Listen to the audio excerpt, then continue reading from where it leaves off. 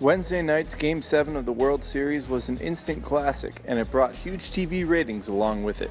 The 10-inning thriller had an overnight rating of 25.2, the highest rated World Series game since Game 7 of the 2001 World Series between the New York Yankees and the Arizona Diamondbacks. Reports are that 40% of televisions in use were tuned in to the game nationwide, while 71% were tuned in Chicago.